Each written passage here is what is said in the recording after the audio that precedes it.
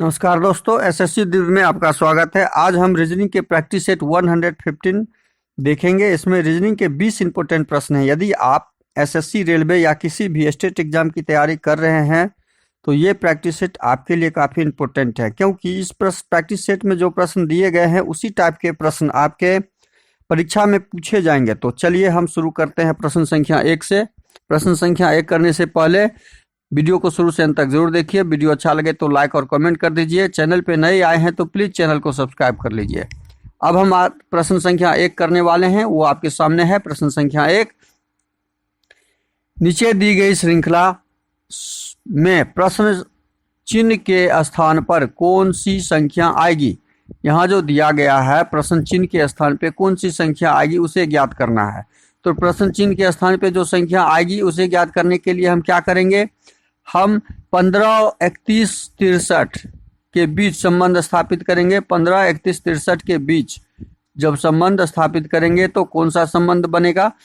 15 को क्या करेंगे, जो 31 हो जाएगा तो 15 दूनी 30। 15 को 2 से गुना करेंगे, 1 जोड़ते हैं तो 30 को 63 करने के लिए 30 दूनी 60, 31 दूना 62, 1 जोड़ देते हैं तो देखिए हमें जो निकल रहा है, हमारा जो यहाँ पे निकल रहा है कि 15 में 2 से गुना करते हैं और 1 जोड़ देते हैं तो 15 दूनी 30 और 1 31 हो जा रहा है। क्या हो जा रहा है, 15 दूनी 30 और 1 31। मतलब हमें क्या प्राप्त हुआ है, हमें यह प्राप्त हुआ है, पैटर्न प्राप्त हो गया। हमारे पास पैटर्न जो आया है 15 में 2 से गुना जोड़ 1, 2 से गुना, फिर 31 में 2 से गुना जोड़ 1, 63 हो रहा है। 63 में फिर 2 से गुना जोड़ 1 है। इसी टाइप से हमारा 255 में क्या हो रहा है, 2 से गुना जोड़ 1। यह पैटर्न हमने ढूंढ लिया। तो अगली संख्या का पैटर्न हमारा क्या हो जाएगा, 2 से गुना जोड़ 1। तो 255 को 2 से गुना करेंगे, 255 को 2 से गुना कर देंगे और 1 जोड़ देंगे तो क्या हो जाएगा। तो इसको हम बनाते हैं 5 दूनी 10, 5 दूनी 10, 1 11, 2 दूनी 4, 1 510 में 1 जोड़ देंगे तो 511। हमारा आंसर क्या आ जाएगा, 511 आ जाएगा। तो यही तो हमें ज्ञात करना था। हमारा आंसर 511 जो ऑप्शन सी में दिया हुआ है, ऑप्शन सी सही हो जाएगा। अगला प्रश्न है हमारा क्वेश्चन नंबर 2। क्वेश्चन नंबर 2 करने से पहले फिर आपसे रिक्वेस्ट है, ये सारे प्रश्न बहुत अति महत्वपूर्ण हैं, इसका अधिक से अधिक प्रैक्टिस जरूर कीजिएगा। नीचे दिए गए विकल्पों में से संबंधित संख्या को चुनिए। अब संबंधित संख्या को चुनने के बाद प्रश्नवाचक चिन्ह के स्थान पे क्या आएगा उसे ज्ञात करना है।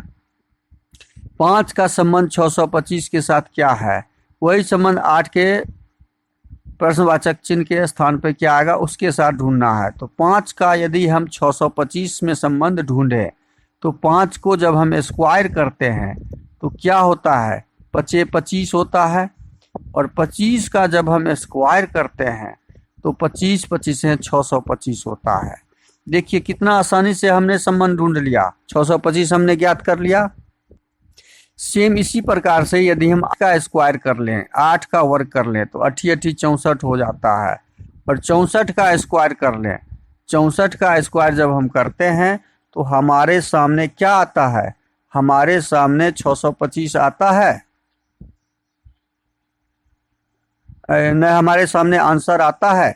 तो स्क्वायर का हम आंसर ढूंढ के देखते हैं। 4 चौके 16, 16 का 6 हासिल 1, 4 चौके 6, चौके 24, 4 दूनी 8, 8 छक्का 48 और 1 49, 4 छछाए 36 और 36 4 40, 40 और 96 हमारे ऑप्शन में कहीं नहीं है।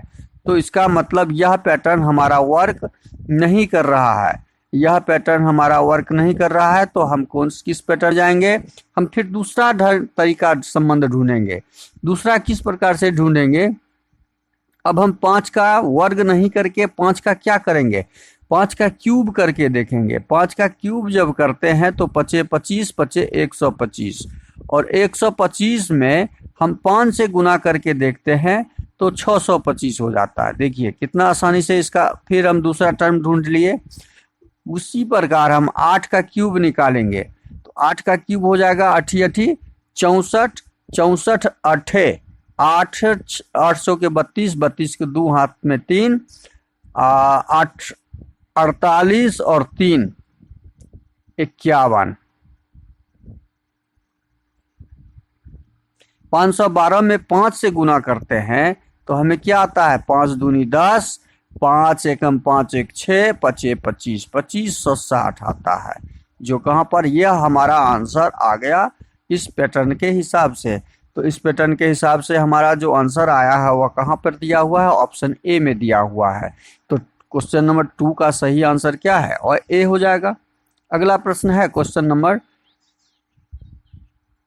3। क्वेश्चन नंबर 3 आपको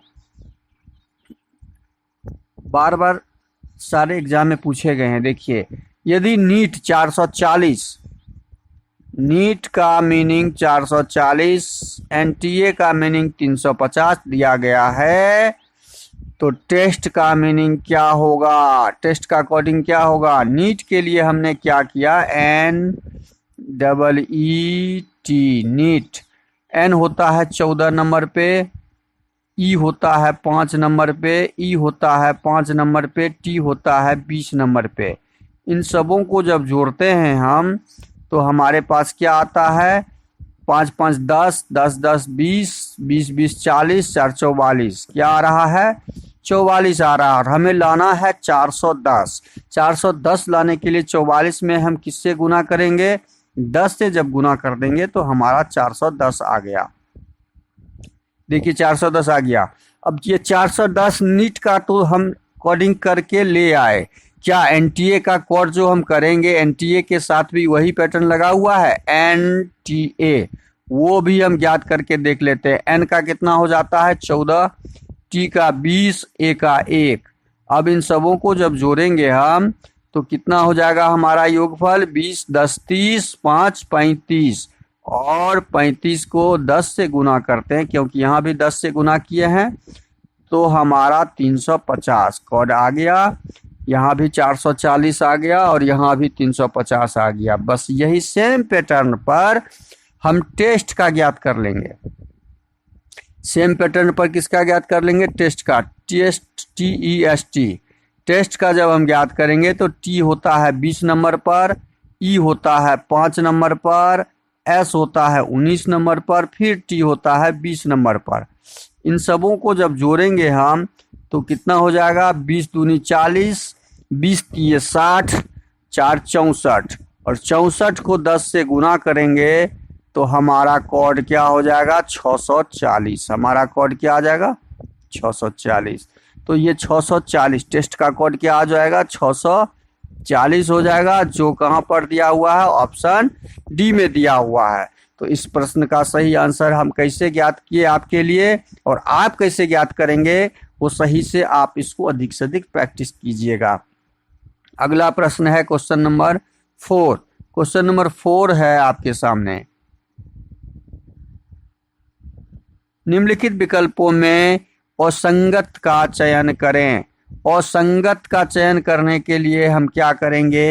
ए, ई, यू। ए 1 नंबर पे होता है, ई 5 नंबर पे होता है, और यू कितना नंबर पे होता है? यू होता है आपका 21 नंबर पे। अब देखिए इसमें बहुत का अंतर है। यदि संख्या में हम जोड़ घटाव भी करेंगे या जोड़ेंगे भी, 21 5 26 1 27, इसका जोड़ यदि ज्ञात करते हैं तो 27, इसका जोड़ यदि ज्ञात करते हैं तो 5 9 9 5 14 1 15। कोई टर्म पैटर्न, कोई पैटर्न नहीं बैठ रहा है। तो हम क्या करेंगे? दूसरा चीज देखेंगे। हम दूसरा चीज ये देखेंगे ये सारे अक्षर क्या हैं। देखिए ये सारे अक्षर, ये तीनों वोवेल्स हैं। एक तीनों क्या है? वोवेल्स है। ये तीनों भी वोवेल्स हैं। IOU ये तीनों भी वोवेल्स हैं, लेकिन ZDK ये वोवेल्स नहीं हैं, ये कंसोनेंट हैं। तो हम इस चारों ऑप्शन में असंगत ढूंढेंगे तो ऑप्शन डी असंगत होगा। सारे अक्षर, सारे शब्दों में अक्षर जो दिया हुआ है वो स्वर हैं, बाकी डी ऑप्शन जो है कंसोनेंट है। तो इस प्रश्न का सही आंसर ऑप्शन 4 हो जाएगा। अगला प्रश्न है क्वेश्चन नंबर 5। क्वेश्चन नंबर 5 आपके सामने है। उस वेन आरेख का चयन करें जो दिए गए वर्गों के बीच संबंध को दर्शाता है। अब देखिए, हाथ, पैर और कमर तीनों का संबंध, तीनों शरीर के अंग हैं, पार्ट्स ऑफ बॉडी हैं, तो तीनों का नाम अलग अलग है। ये यदि हाथ हो गया, ये यदि हम हाथ लिखते हैं इसको, तो ये पैर का डायग्राम हो जाएगा, ये पैर का डायग्राम हो जाएगा, और ये कमर का डायग्राम। चूंकि तीनों तीन चीज है, तीनों का अलग अलग पार्ट है शरीर का, तो तीनों का 3 डायग्राम होगा। तो इस तरह का डायग्राम हमारा ऑप्शन डी में दिख रहा है, तो ऑप्शन डी सही हो जाएगा। अगला प्रश्न है क्वेश्चन नंबर 6। क्वेश्चन नंबर 6 देखिए हमारा क्या है। दिए गए विकल्पों में से लुप्त संख्या ज्ञात कीजिए। लुप्त संख्या में यहाँ पे ज्ञात करना है। अब देखिए, लुप्त संख्या बाहरी 2 और 3 को क्या करें, जो बीच के 3 को ले आए। बाहरी 4 और 3 को क्या करें, ये तो सीधा हमें 6 लाना है। इसी प्रकार तो बाहर के जो 2 और 3 हैं, तो 3 2 को गुना कर देते हैं और उसको आधा कर देते हैं, तो हमें 3 प्राप्त हो जाता है। उसी प्रकार 4 3 को गुना कर देंगे, इसके में 4 तिया 12 और उसको आधा कर देंगे, तो हमारा बीच का भाग प्राप्त हो गया। देखिए, बीच का भाग प्राप्त हो गया। बस सेम तरीका से हम इसको कर लेंगे। 5 और 4 को गुना कर देंगे, 5 और 4 को गुना कर देंगे और उसको आधा कर देंगे। 5 4 को गुना करके आधा करते हैं, तो हमारा आंसर 10 आता है। इसका मतलब प्रश्नवाचक चिन्ह के स्थान पे हमें क्या आएगा, 10 आएगा, जो ऑप्शन बी में दिया हुआ है। हमने सेम पैटर्न ढूंढ के इस पैटर्न को प्रश्नवाचक चिन्ह वाले त्रिभुज के पैटर्न में लगा दिया। अब अगला प्रश्न है क्वेश्चन नंबर 7।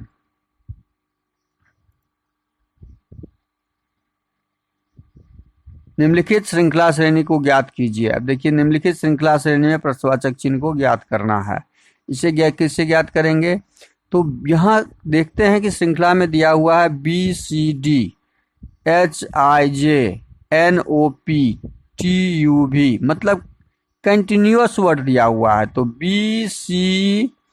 के बाद C के बाद D दिया हुआ है, तो BCD के बाद D के बाद H जो दिया हुआ है, D के बाद 4, D 4 नंबर पर और H 8 नंबर पर, तो ये 4 प्लस कर दिया यहाँ पे। फिर कंटिन्यू है, फिर कंटिन्यू के बाद J से N आ गया, 4 प्लस यहाँ भी किया है। फिर कंटिन्यू है NOP, P के बाद T जो आया, 4 के 4 प्लस है यहाँ भी। फिर यहाँ कंटिन्यू है, तो यहाँ भी के बाद 4 प्लस करके हम लाएंगे। 4 प्लस भी में 4 प्लस करेंगे, 22 में 4 26 हो जाएगा, और 26 के बाद कंटिन्यू क्या हो जाएगा, A हो जाएगा और B हो जाएगा। तो हमारा ZAB ऑप्शन ए में दिया हुआ है, ऑप्शन ए सही हो जाएगा। अगला प्रश्न है क्वेश्चन नंबर 8। क्वेश्चन नंबर 8 में देखिए क्या दिया हुआ है। निम्नलिखित प्रश्नाकृति में कितने त्रिभुज की संख्या ज्ञात कीजिए। अब त्रिभुज हमारे सामने यहाँ दिख रहा है, इसी आकृति में लेते हैं। इसमें एक त्रिभुज यहाँ दिख रहा है, तो दूसरा त्रिभुज यहाँ दिख रहा है, 2 त्रिभुज। एक त्रिभुज यहाँ दिख रहा है, 3 त्रिभुज। इसमें 3 त्रिभुज दिख रहे हैं, तो सेम इसी प्रकार से सारे में 3 त्रिभुज दिख रहे हैं। इसमें भी 3 त्रिभुज, इसमें भी 3 त्रिभुज दिख रहे हैं, इसमें भी 3 त्रिभुज दिख रहे हैं। अब हमारे पास तीनों इसमें कोई त्रिभुज नहीं है, ये आपका वर्ग का दिख रहा है। तो 3 चौके 12, हमारा कुल कितना दिख रहा है, 3 चौके 12, 3 3 6 3 9 3 12, तो 12 हमारा कहाँ पर है, ऑप्शन बी में है, तो ऑप्शन बी हमारा सही हो जाएगा। कुल त्रिभुज की संख्या 12। अगला प्रश्न है आपका क्वेश्चन नंबर 9।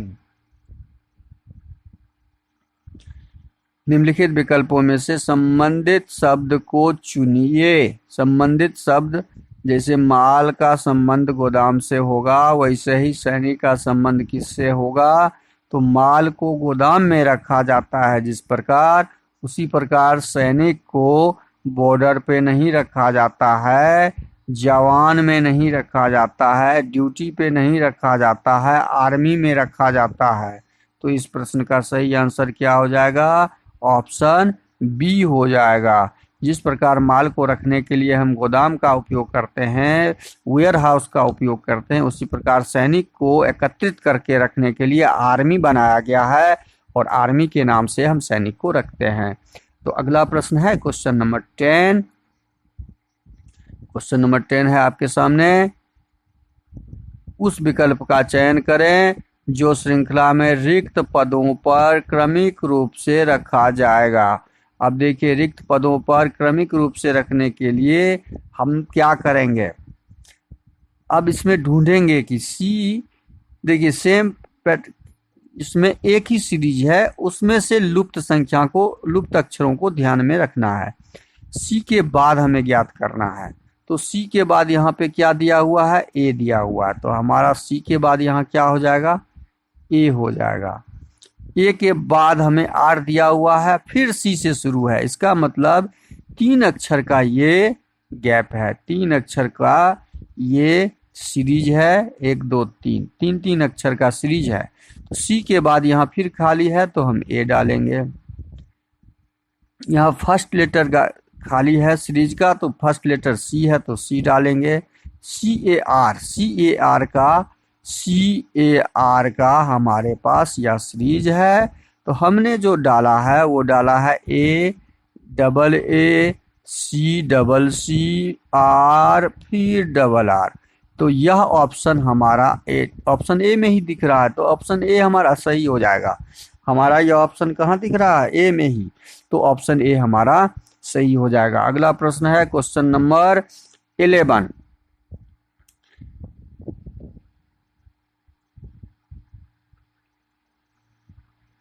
निम्नलिखित पासे में डॉलर के विपरीत फलक पर कौन सा चिन्ह या अक्षर होगा?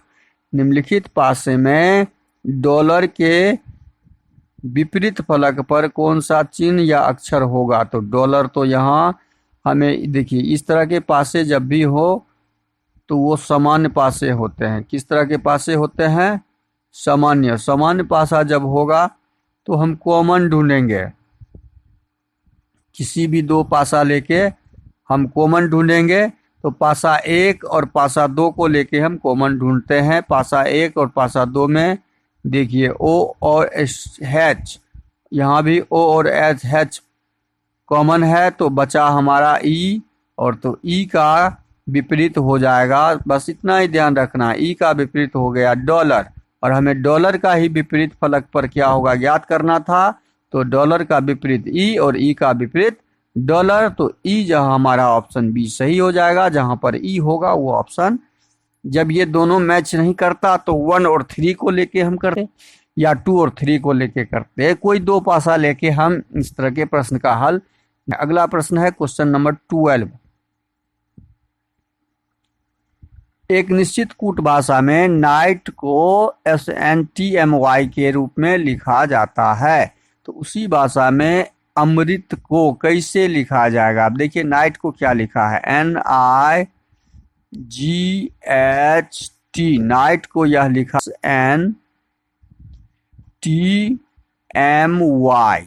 तो इसमें क्या है लगा हुआ?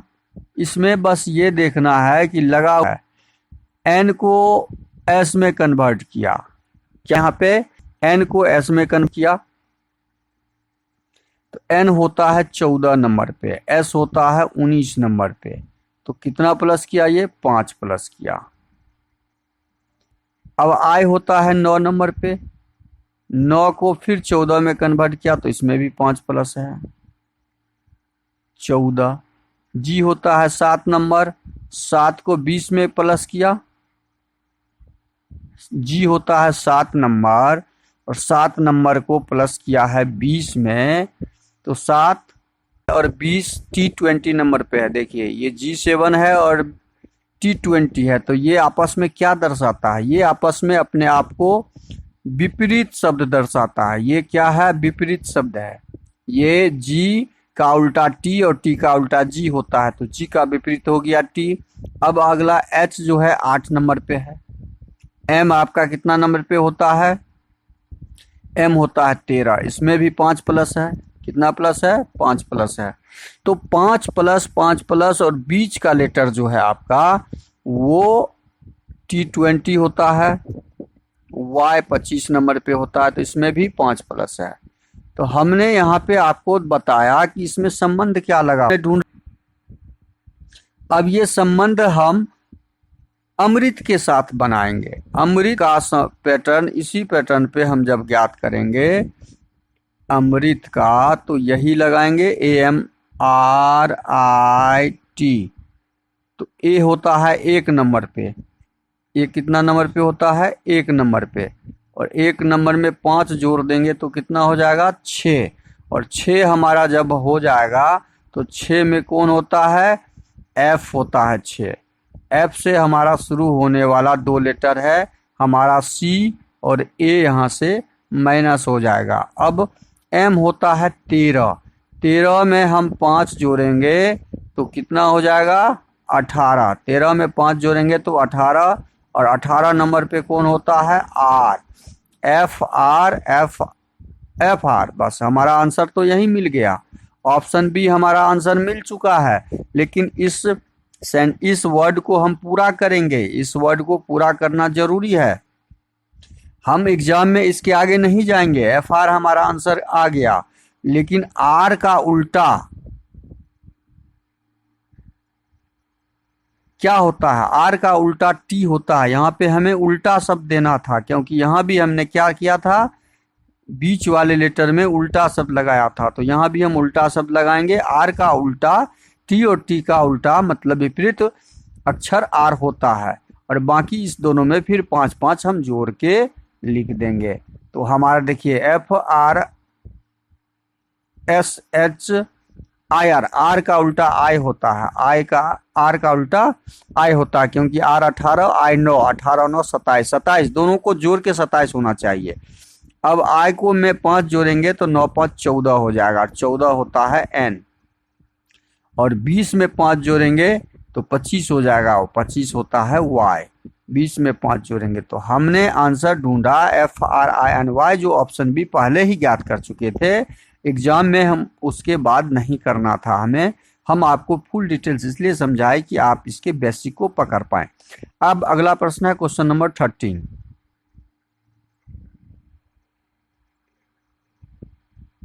दिए गए संयोजक का सही दर्पण छवि चयन कीजिए।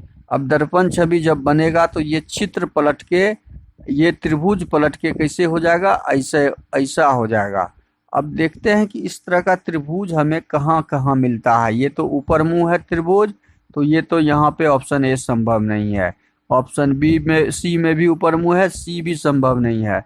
ऑप्शन बी में ज्यों का त्यों है, तो ऑप्शन डी में, तो ऑप्शन डी भी नहीं होगा। तो बचा हमारा ऑप्शन बी, जो ऑप्शन बी सही हो जाएगा। कौन सा नहीं होगा इस तरह के प्रश्नों में, उसे पहले छांट लीजिए, उसे पहले हटा लीजिए। अब अगला प्रश्न है हमारा क्वेश्चन नंबर 14। क्वेश्चन नंबर 14 में है, क्वेश्चन नंबर 14 देखिए हमारा है, समीकरण को सही बनाने के लिए विकल्पों में से चिन्ह का सही क्रम चुने।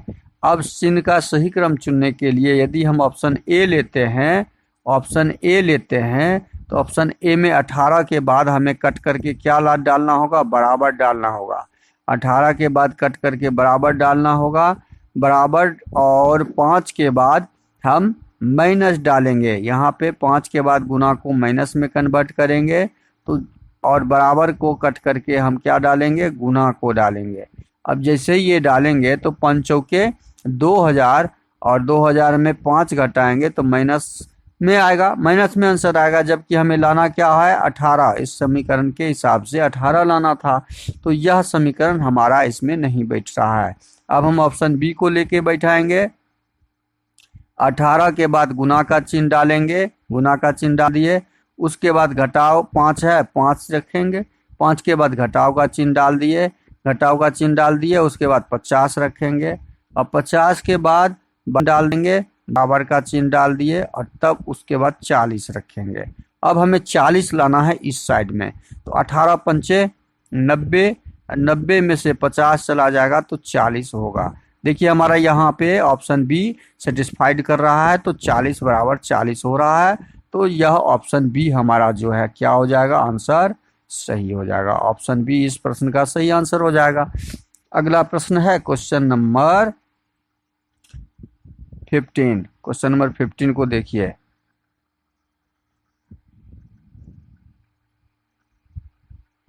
उस विकल्प का चयन करें जो दी गई संख्या समूह के समान है। अब हम उस विकल्प का चयन करेंगे जो इस समूह क्या है, तो 12 और 29 में जो संबंध है वो संबंध 15 और 35 में भी ज्ञात करना है। 12 और 29 में क्या संबंध दिख रहा है, तो 12 दूनी 24 में 5 जोड़ते हैं तो 29 हो जाता है, 15 दूना 30 में 5 जोड़ते हैं तो 35 हो जाता है। ये संबंध है, मतलब ये यहाँ पे क्या किया हुआ है, 12 दूनी 24 और जोड़ 5 करते हैं तो यह संबंध है। मतलब हमारा पैटर्न गुना 2 और जोड़ 5 का है, गुना जो 2 और जोड़ 5 का यह पैटर्न संबंध है जो इस ऑप्शन में हमें ढूंढना है किसके साथ है। तो 41 में 2 से गुना करेंगे तो 2 4 दूनी 8 82 और में 5 जोड़ेंगे तो 87 हो जाएगा। देखिए इसमें यदि हम 41 में 2 से गुना करते हैं तो 82 होता है और उसमें 5 जोड़ते हैं तो 87 होता है। यह पैटर्न हमारा यहाँ पे 87 आना चाहिए था इस पैटर्न के हिसाब से, तो हमारा ऑप्शन ए यहाँ पे नहीं होगा, कट गया।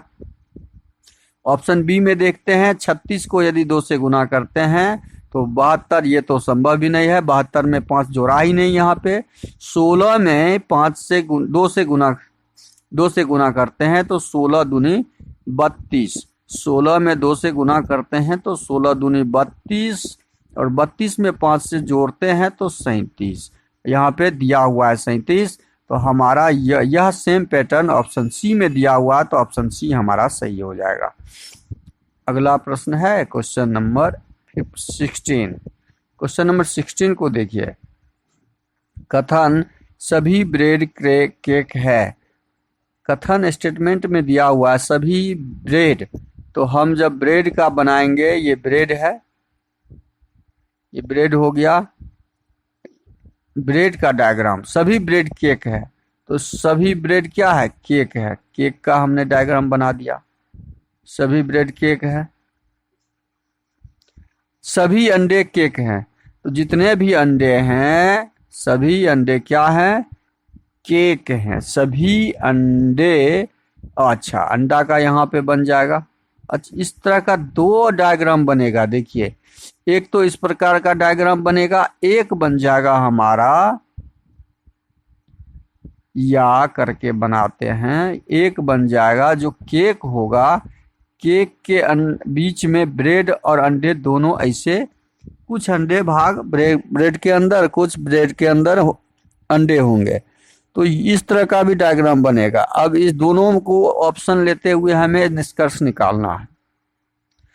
निष्कर्ष में 1 में दिया हुआ है, निष्कर्ष 1 में कुछ केक ब्रेड हैं, कुछ केक, तो केक कहाँ पर है, यहाँ पर है, कुछ केक ब्रेड है, ब्रेड यहाँ पर दिया हुआ है, ब्रेड ये हुआ, तो कुछ केक जो है ब्रेड है, ठीक है, केक के अंदर ब्रेड है तो ब्रेड है, ये एरिया ब्रेड का है तो ब्रेड है, और निष्कर्ष 1 सही है हमारा। कुछ ब्रेड अंडे हैं, कुछ ब्रेड अंडे हैं, जो हमारा यहाँ से सही होगा, ये एरिया जो है अंडे में घुसा हुआ है, तो कुछ ब्रेड अंडे हैं, यहाँ से भी होगा, चूंकि केक का कुछ भी भाग ब्रेड है तो ब्रेड अंडा कहीं भी हो सकता है, यहाँ भी हो सकता है, जैसे हमने यहाँ बनाया, तो ये निष्कर्ष भी हमारा सही हो जाएगा।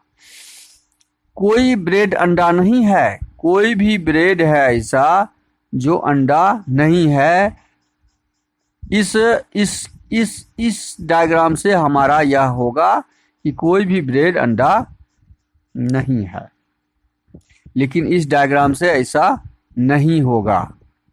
तो हम क्या करेंगे, इस तरह के जब भी प्रश्न आवे तो उसका आंसर ढूंढेंगे। निष्कर्ष 1 या निष्कर्ष 2 या निष्कर्ष 3 अनुसरण करता है। तीनों में से या वाला जो ऑप्शन होगा वो हम डाल देंगे, क्योंकि ऑप्शन में 2, 1, 3 तीनों नहीं दिया हुआ है, तो निष्कर्ष 1, निष्कर्ष 2 या निष्कर्ष 3 अनुसरण करता है। ऑप्शन बी इस प्रश्न का सही आंसर हो जाएगा। अगला प्रश्न है क्वेश्चन नंबर 17। उस विकल्प का चयन कीजिए जो नीचे दिए गए अक्षर अंग्रेजी शब्दकोश में मौजूद हैं। अब देखिए, अंग्रेजी शब्दकोश में मौजूद होने के लिए अल्फ़ाबेट का हिसाब हम लगाएंगे, MM क्रॉस कर देंगे, उसके बाद ई दिया हुआ है, ई को हटा देंगे, ई को हटा दिए, उसके बाद टी दिया हुआ है, टी को हटा देंगे, टी कट गया। उसके बाद चौथा लेटर में हमारा दिया हुआ है IRHTE, IRHTE,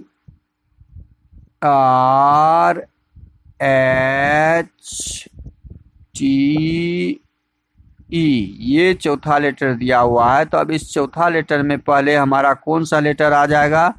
I होता है 9 नंबर, R होता है 18, H होता है 8, T होता है 20, E होता है 5। इसका मतलब हमारा सबसे पहले E वाला लेटर जो ऑप्शन 5 में दिया हुआ है, तो ऑप्शन 5 पहले आ जाएगा। उसके बाद 8 वाला लेटर आएगा, ऑप्शन 3 में दिया हुआ है H, तो ऑप्शन 3 हमारा सेकेंड वर्ड आएगा। 8 के बाद 9 नंबर वाला हमारा आएगा ऑप्शन 1। ऑप्शन 1 हमारा दिया हुआ है 3 नंबर में आएगा। और 9 के बाद R और 18 और 20 में 18 वाला उसके बाद आएगा, तो 2 नंबर उसके बाद आएगा और 4 नंबर सबसे लास्ट में आएगा। तो 5, 3, 1, 2, 4 कहाँ दिया हुआ है? ऑप्शन ए में दिया हुआ है, तो ऑप्शन ए हमारा सही हो जाएगा। इस प्रकार हम अंग्रेजी शब्दकोश को सही क्रम में सजाते हुए ऑप्शन को ढूंढ के ऑप्शन सजाते हैं। अगला प्रश्न है क्वेश्चन नंबर 18।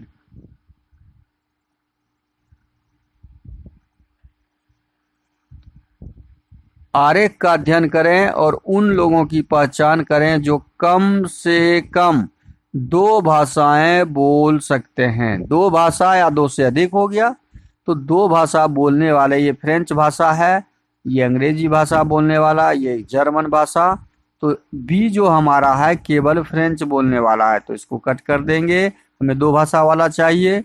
सी यहाँ पे जो है हमारा केवल जर्मन बोलने वाला है, इसको भी कट कर देंगे, हमें 2 भाषा चाहिए कम से कम।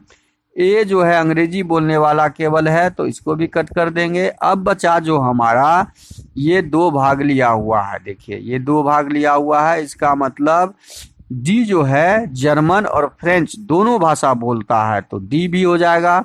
जी है 3 भाषा बोलता है, जर्मन, अंग्रेजी और फ्रेंच तीनों भाषा बोलता है। ई का मतलब हो गया कि ई जो बोलता है फ्रेंच और अंग्रेजी बोलता है, और एफ का मतलब हो गया जर्मन और अंग्रेजी बोलने वाला, ये एफ है।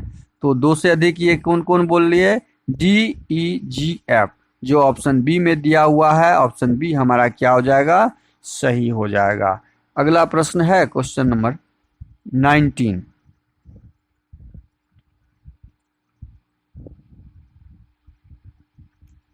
निम्नलिखित प्रश्न आकृति कितनी सीधी रेखाएं से मिलकर बनी हुई है? अब सीधी रेखा ज्ञात करना है। ये सीधी रेखा, ये सीधी रेखा, ये सीधी रेखा। अब देखिए इस आकृति में एक सीधी रेखा, 4 तो है ही, 1, 2, 3, 4, इस सीधी रेखा 4 हो गया। अब इस आकृति में भी 4 है, 1, 2, 3 और 4, यहाँ भी 4 है। इस आकृति में भी 4 है, 1, 2, 3, 4, 4, 4 तिया 12, और एक सीधी रेखा यहाँ पे ये दिख रही है, 12, 1, 13। हमारा आंसर क्या हो जाएगा? 13। 13 कहाँ दिया हुआ है? ऑप्शन बी में दिया हुआ है, तो ऑप्शन बी हमारा सही हो जाएगा। अगला प्रश्न है क्वेश्चन नंबर 20। निम्नलिखित शब्द को तार्किक और अर्थपूर्ण शब्द को चुनिए। देखिए, स्वर्ण जयंती, रजत जयंती, वर्षगांठ, हीरक जयंती के ऊपर कुछ शब्द दिए हुए हैं, इन्हें सजाना है हमें। इन्हें सजाने के लिए पहले क्या होता है, रजत जयंती होता है। रजत जयंती, जयंती में रजत जयंती हो जाएगा। उसके बाद क्या हो जाएगा हमारा, रजत जयंती नहीं, पहले क्या हो जाएगा, वर्षगांठ मनाता है। एक साल में जो मनाया जाता है वो वर्षगांठ होता है। 3 नंबर पहले हमारा हो जाएगा। 3 नंबर के बाद रजत जयंती होता है, 2 नंबर हो जाएगा। स्वर्ण जयंती होता है, उसके बाद क्या होता है, स्वर्ण जयंती होता है, 1 नंबर हो जाएगा।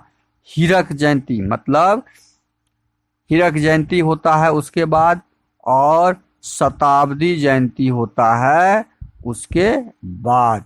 जयंती को जब हम संभालेंगे तो ऐसे संभाला जाएगा, 4 नंबर 5 नंबर। तो 3 2 1 4 5 हमारा ऑप्शन बी में दिख रहा है, तो ऑप्शन बी हमारा सही हो जाएगा।